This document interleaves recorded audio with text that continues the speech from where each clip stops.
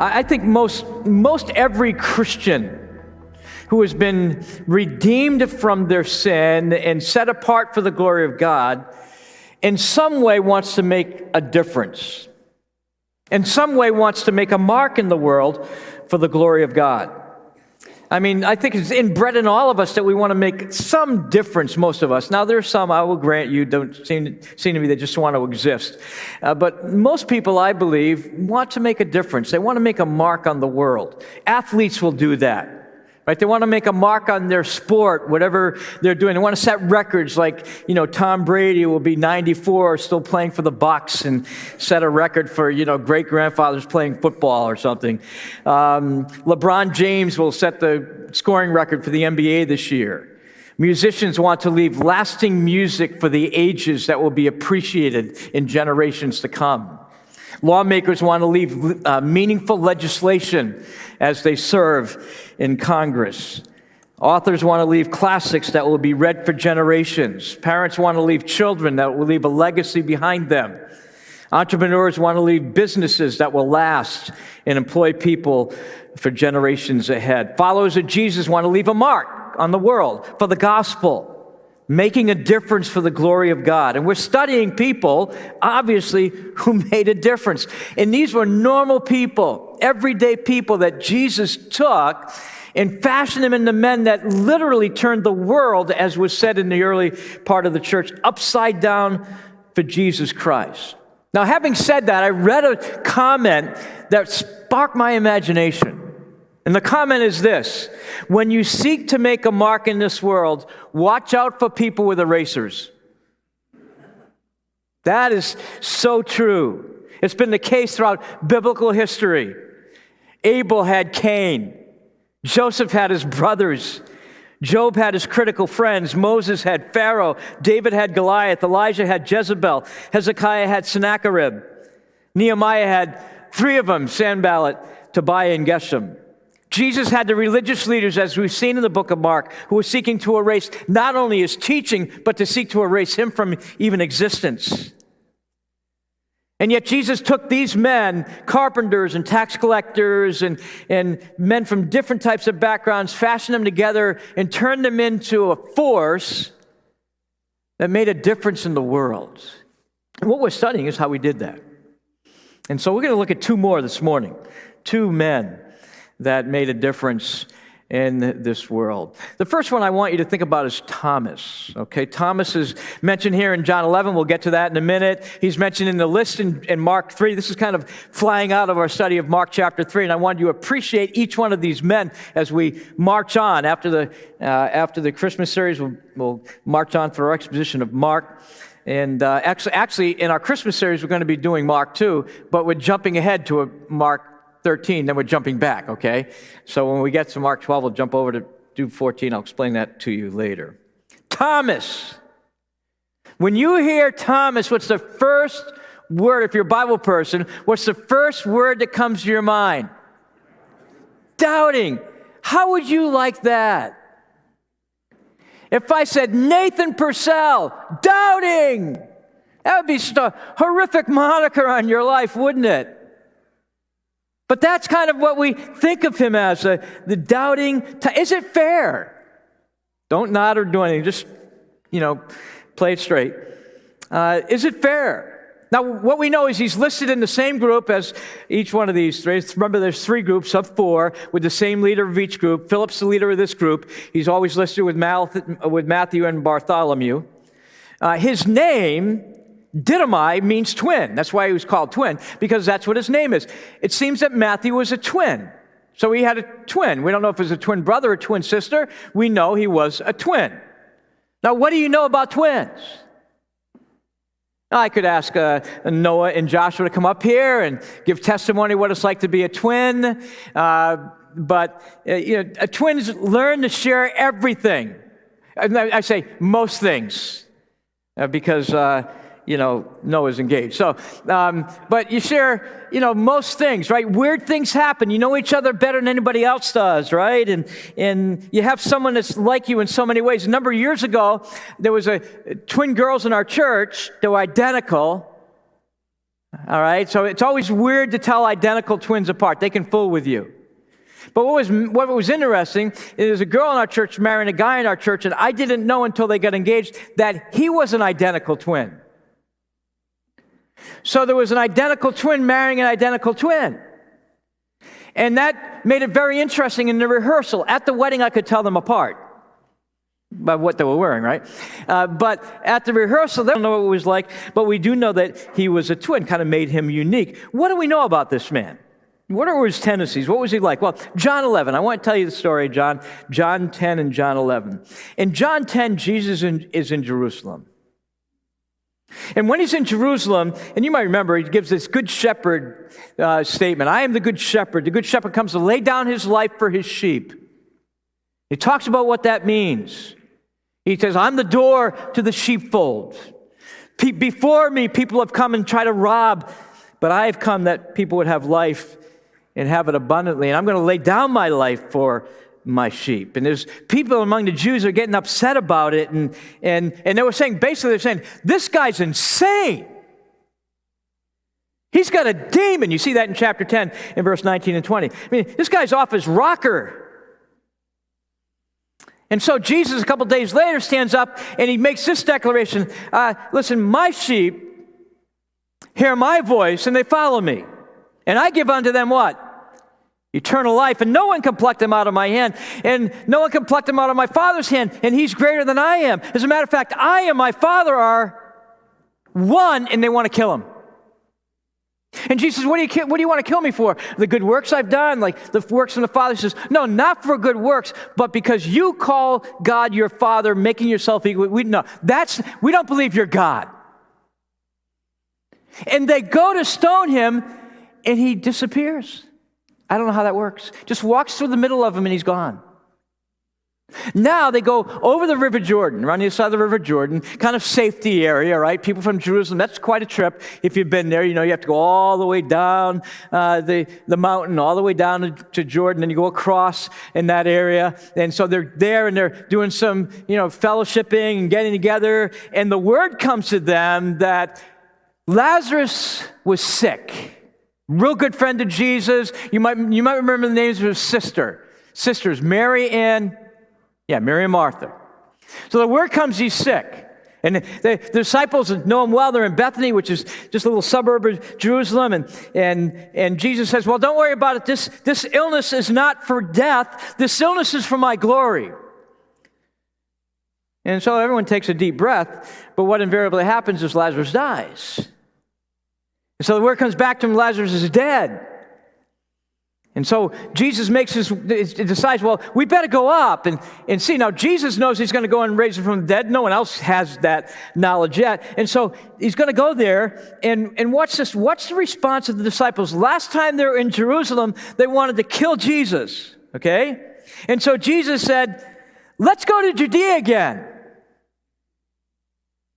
The disciples said to him, look at verse 8, Rabbi, the Jews are seeking to stone you. You want to go there again? Now, by the way, did they stone him? No. They forgot that part. But hey, safety first, right? And Jesus answered, aren't there 12 hours in a day? If anyone walks in the day, he does not stumble because he sees the light of this world. But if anyone walks in the night, he stumbles because the light is not in him. And they're like, what does that mean? After saying these things, he said to him clearly, our friend Lazarus has fallen asleep, but I'm going to wake him up. You think he's dead? I'm going to wake him up. I'll raise him from the dead. The disciples said, Lord, if he's fallen asleep, he's going to recover. Jesus was talking of his death. Then Jesus said plainly, which he had to say to us, these are men who, at this moment in their life, they had to be spoken to plainly. And so he speaks plainly. Get this. Even you could get this. I don't care where you went to school. Lazarus has died, right? And for your sake, I'm glad I wasn't there so that you would believe. Let's go to him. So now, hey, he's going. I love what Thomas says. Look what Thomas says. Thomas called the twin, said to his fellow disciples, let's go. We're going to die. How about that for an optimistic guy? Oh, let's go. I mean, we're going to die. We're going to get killed. But hey, if the master wants to go, we're in. Now, there's a number of things that stick out to me about this guy. Number one, he's pretty brave. I'm going. They kill us, stay. I'm in. I'm all in on this thing. Bravery is being willing to walk into enemy fire. By the way, bravery is not the opposite of fear. It's basically going through your fear. Walk right through it. Hey, I might have some fear, but I'm going. I'm in. I serve with guys like this in special forces. If you didn't have fear, they had a name for you, dead. But the reality is you just worked your way through that fear. The second thing is, this is a loyal guy. I might think, if it means going up there in a little death action, I think it's time for me to go visit my parents. I haven't seen them in a while. No, I'm in.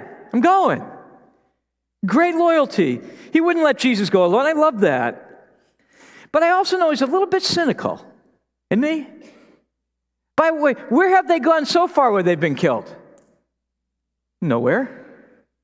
But hey, we're gonna die.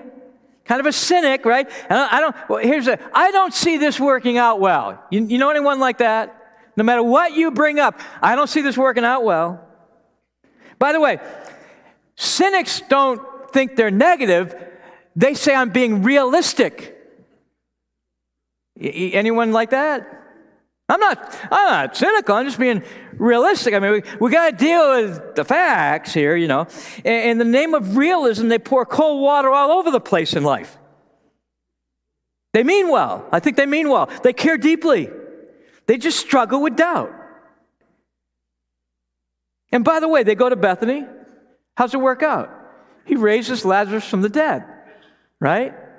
He raises him from the dead. No one stones him to death. And so Thomas immediately repents of his cynicism and becomes an optimistic person, right? Wrong. Matter of fact, we're not going to look at John 14, but in John 14, Jesus is telling him, I'm going to go away, right? And if I go, I'm going to come back and I'm going to prepare a place for you and I'll receive you to myself so that where I am, that's where you'll be. And Thomas says, that's good. I'm good with me. I'm in. And he said, wait, we need a map. We need you got to write this thing down. Unless I have directions, you're asking me just to believe you're going to, no, come on. I need more stuff than that. See, that's John 14. That's just right after this. And so he lives out, the Passion Week, and Jesus teaches his disciples directly. Marvelous if you read it in John 13, 14, 15, and 16, and the incredible prayer in John 17. And so he teaches them directly what they need to know, because we're going to see some of this later on in our study on Jesus coming again. He teaches them what they need to know because they're going to be used by him to build his church. And ultimately, you know what happens? Jesus dies. And I can imagine, what do you think Thomas said when he was killed? Saw that coming a mile away.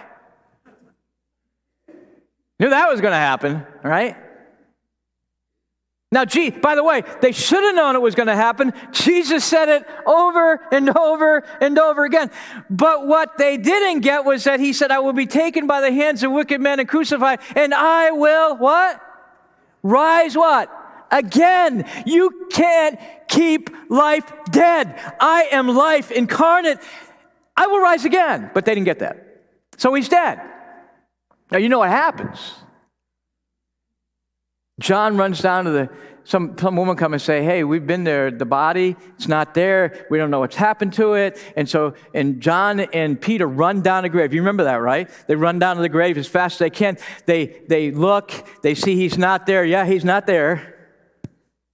And then some women get the word that he's not there too, and they, on their way back to the city, are confronted with Jesus. Mary Magdalene's confronted personally, but they're confronted with Jesus, and so they run back. We've seen the Lord. And you know what the disciples said?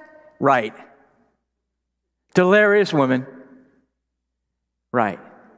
And so that day, that afternoon, they're in the upper room, and Jesus appears. As we heard, right, the doors are locked. How'd he get in there? He got in there. How? I don't know. If God the Father beamed him in, or he just could walk through walls, here's what I know. He's in there. And everyone's like, yeah, by the way, none of them believed yet, but they're in, right? They heard words, they had testimony. No, they saw Jesus, we believe. But Thomas wasn't there. And so Thomas, being a realist, says, you know what? I'm not going to believe him until I what? Until I what? See him. Now, by the way, we walk by faith and not by sight. So Thomas says, I'm not going to believe till I see him. Now look in John 20. I want you to see that. You got to pick this up. If you miss this, I think you missed the import of the story, the weight of what's happening here. Because we most said he doubted. Hey, they all doubted. None of them bought in. But watch this. I want you to see his loyalty. Remember I mentioned he's loyal? Watch this. They're in there, and watch this. He says, unless I see, you know this one, unless I see his hands and the mark of the nails and place my finger into the mark of his sides, I place my hand there where the spear went in, remember that? I'll never believe. You're not going to convince me. No argument is going to win me over. What's the next three words? What are they? What? 8 days later. That's more than a week. For those of you who don't know that. Unless you're a Beatles fan, it's 8 days a week. Anyway, it's 8 days. He stayed there for 8 days. 8 days. That's loyalty. If I think these guys are cuckoo, I'm out. What do you think they kept saying for 8 days? Jesus alive. Jesus alive. We saw him with our own eyes. Yeah, right. You saw him. This is a guy who just hangs in there 8 days later. Right? 8 days. Here's a guy who, again, great loyalty, yet he just doubted. And maybe he was used to living with doubt. Some of you are. You're used to living with doubt. You doubt and you live with doubt every moment. You doubt the economy is ever going to recover. You doubt the intention of others. You assume bad motives. You doubt things will ever improve in your personal life or in your marriage or in the church. Or you doubt anything. Anyone cares for you. No one cares for me. You doubt if God even knows you exist. So, you relate with Thomas. 8 days later, the disciples are inside again. And Thomas is with them. Again, the doors are locked, just like they were the first time. And Jesus is in there. And he says, Shalom Aleichem. Peace be to you. They heard that over and over. That's a common greeting among the Jews. And they knew the voice. After all, John did say earlier, my sheep hear my voice. They knew that voice. Just like Mary did when he said Mary. Yeah, I knew that voice. And he said to Thomas, all right. Imagine this. Lift up your shirt or lift up your cloak and say, you see the hole? That would be impressive. You got a hole, ain't bleeding? Go ahead, stick your hand where the lance went in. Now Thomas is, no, I'm all right now. He says, my Lord, my God. By the way, that's who Jesus is. He's Lord, he's God. And Jesus said to him, have you believed because you've seen me? Is that what it took? Blessed, this is talking about you now. You're a follower of Christ. This is you. Blessed are those who have not seen, and yet you're blessed. By the way, you're sovereignly blessed by the King who gave you the eyes of faith to see. Sovereignly blessed. Yeah. What did he do? I love what he did. What did he do? He worshiped.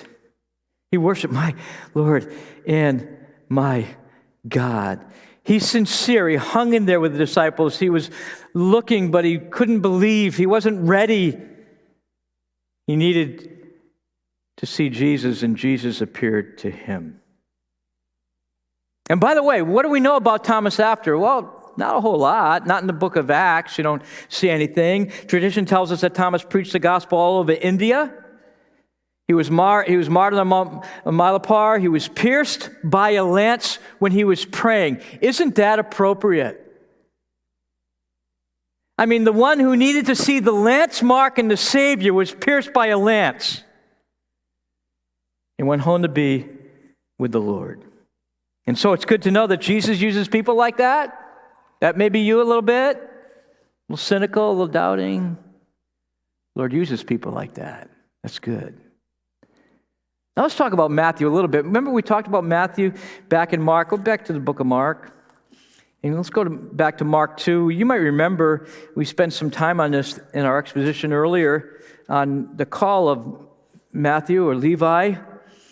And he went in verse 13 of chapter 2, went out again beside the sea, and all the crowd was coming to him, and he was teaching them. And as he passed by, he saw Levi, the son of Alphaeus, sitting at the tax booth. And he said to him, "Follow me." Now, we don't know if his brother is a follower of Jesus yet, but we know his brother is one of the 12. And what did he do? He rose and he followed. And then what next thing we know is he threw a party for his friends because he wanted his friends to know Jesus. Brings them all over the house and talks to them. But there's a couple details here I think are important. What do we know about this guy? We know he loved money.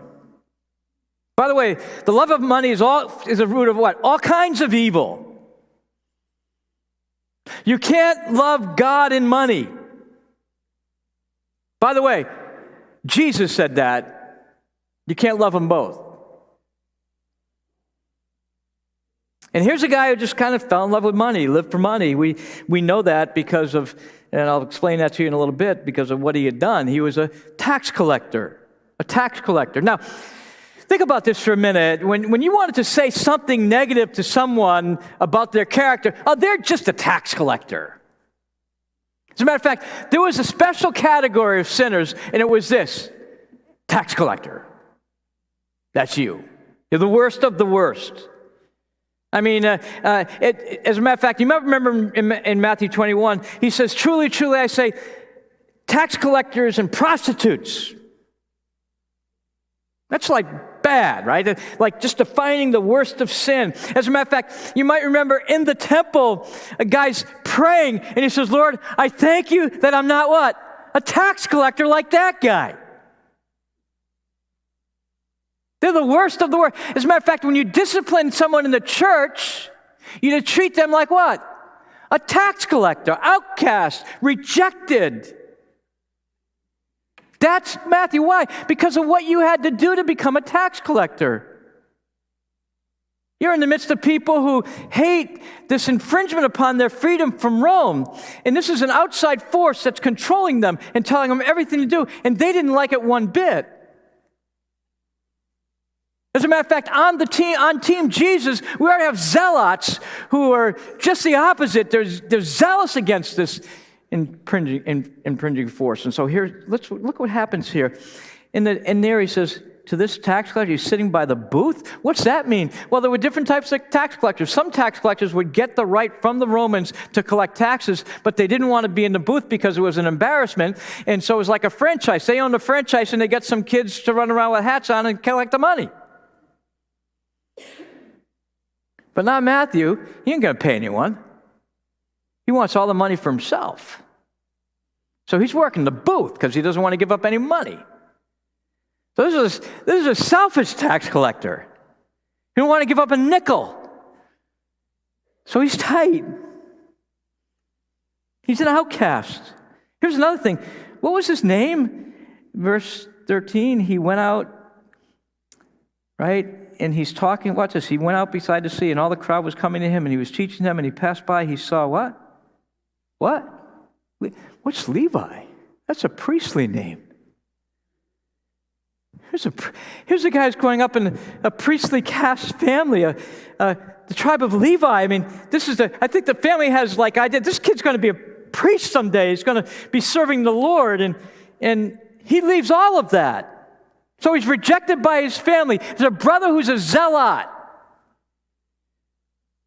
Probably had to have guards around his booth just to protect him from being killed by people, because here's a Jewish guy who's representing the Roman government and making money off it.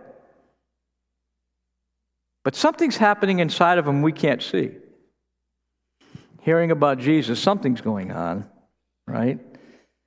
But here's this outcast person, and Jesus walks by and says, I want you to be on my team. What do you think the other guys in the team are thinking?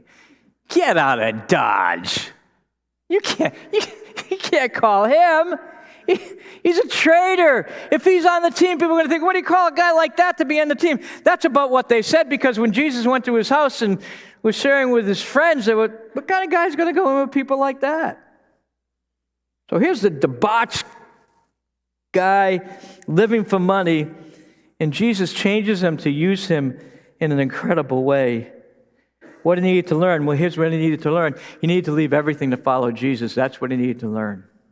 That's what Jesus does here in Mark 2. Follow me. You know what that meant? Once you walk out of that booth, pal, you lose your job. See, the fishermen, they can go back and fish someday. You can't. Once you give this up, you're done. What else could he do? I don't know. But he was done. He was leaving everything. He was leaving his job. He was the only friends he had left were Romans. Now he's leaving them, so he doesn't have any friends left. I hope he's embraced by the other disciples. But you know what? Doesn't matter. He's embraced by Jesus. And so he leaves everything and follows the Lord. And we know that he opens up his home and asks all his friends over, and they were a motley crew because they were all the outcasts. He knew what it was like to be an outcast. He knew what it was like to be a loner. And he said, they need to be accepted by God. They need to be accepted by someone. They need Jesus desperately. And so they came over. As a matter of fact, Jesus said that those who have no need of a physician, they don't go. You know what these people know? They know they need help. See, Matthew knew that. He knew that. Some of you are like that. Some of you think you're too far gone. You know, okay, I become a follower of Jesus, but come on. I mean, you don't know my past. I don't need to. I don't need to know your past. God already knows your past. And if you're a follower of Jesus, he knows your past and he saved you. And here's what I do know. He wants to use you.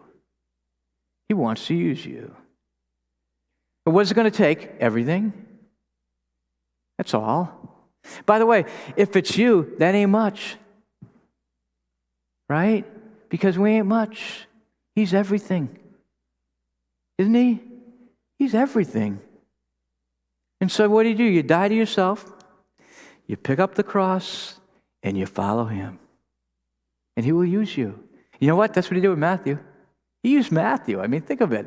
He was a tax collector. It's incredible when you think about it.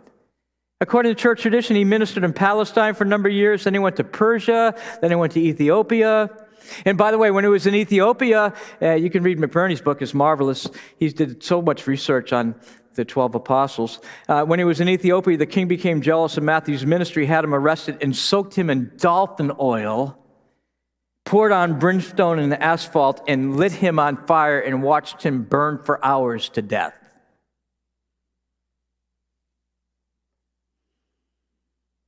Now I want you to think about these two. Let's think about 2 points of application, because there's 2 guys, so we do one for each, right? 2 action points. First of all, let's think about Thomas for a minute. Jesus uses loyal yet cynical people who have been tempered by a fresh look at Jesus. That's what you say, what do I need? You need a fresh look at Jesus. Why? That brings joy. I've never met a cynical, joyous person. I'm full of joy, I'm just really cynical. No, don't go together. So, a fresh look at Jesus. Since we're surrounded, the writer of Hebrews says, with such a great cloud of witnesses, let us lay aside every weight and that sin that entangles us, that sin that we're struggling with, maybe that cynical side of me, that negative side of me, and then run with endurance, run with agony is the word. Run with endurance the race that is set before me. Well, how can I do that? Well, I look to Jesus, the goal, the author and finisher of my faith, who for the joy that was set before him went through the cross. He despised all of the shame. And he's now set down at the right hand of the Father. I love these words. Consider him. Not, analyze your own situation and complain about it, moan a lot, and people say, oh, poor you. No, consider him. The victor, Jesus, consider him. That's what we need to do. That brings joy. Why? Because we know him, he wins. Doesn't he? He wins, yeah. A fresh look at Jesus gives every reason to be positive, every reason to be upbeat instead of pessimistic and cynical. That's why Paul says, rejoice in the Lord. And again, I say, just in case you missed it, what? Rejoice. Yeah, rejoice in the Lord. Why? Because he's here. You got it? Rejoice in the Lord. He's here. He's near. He's in you. Wow. I mean, all through the Old Testament, we see that joyous thing. The Lord made them joyful. The joy of the Lord is the strength of Jeremiah. When we get saved, the Lord says, enter into my kingdom. And when you ultimately get to see him, you will enter into the joy of the Lord forever. And we get some now, don't we? Is it tough? Yeah. Are there negative things? Yeah. And you can choose to think on them all day long and become a pessimist if you'd like.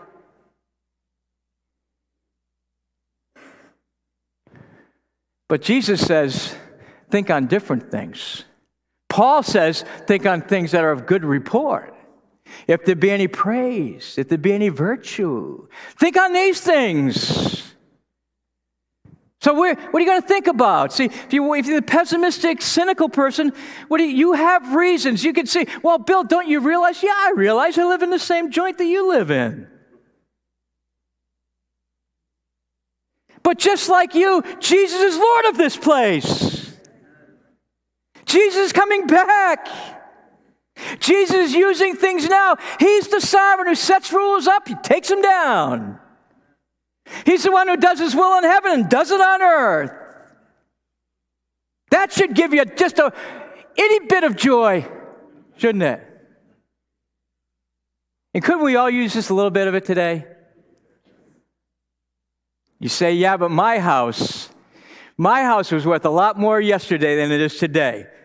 But can I encourage you? You'll be able to say the same thing tomorrow.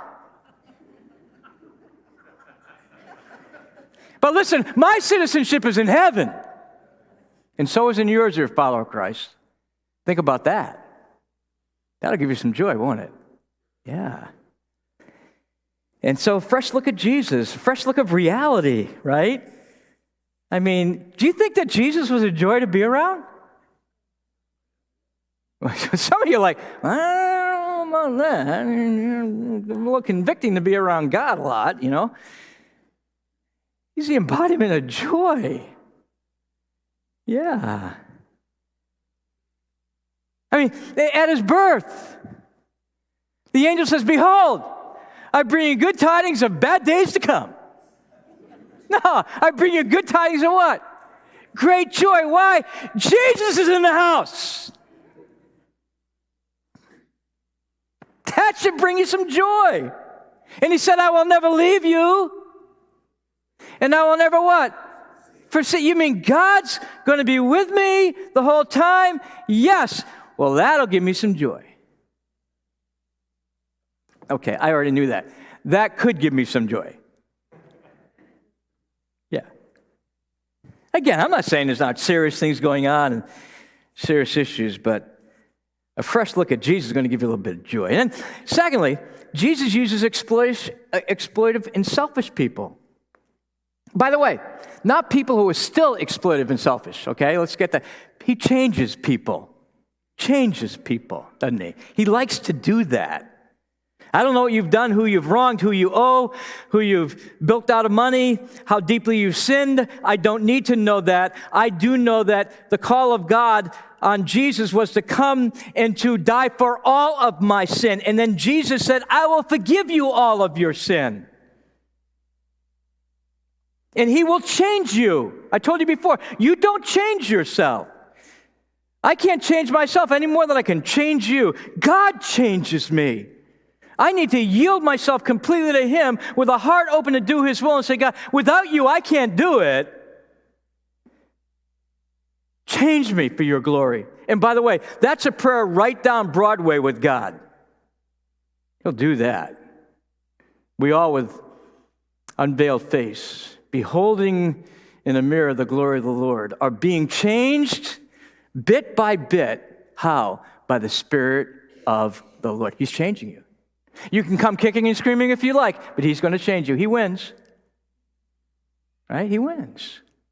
We can be confident of this very thing, that the one who began a good work in you at the day of salvation will continue that work until Jesus comes again. It's a guarantee. If any man be in Christ, he's a new creation. Old things are passing away, and everything's becoming what? New. How? By the power of God. And someday He will present you and He will present me faultless before the throne of His glory, and He'll do it with great joy. It won't be, well, look at Scott. I mean, we're going to have to let him in. No, hey, look what I did to Scott. You got to be happy about that. Got to bring you some joy. So, don't I do anything? Well, yeah.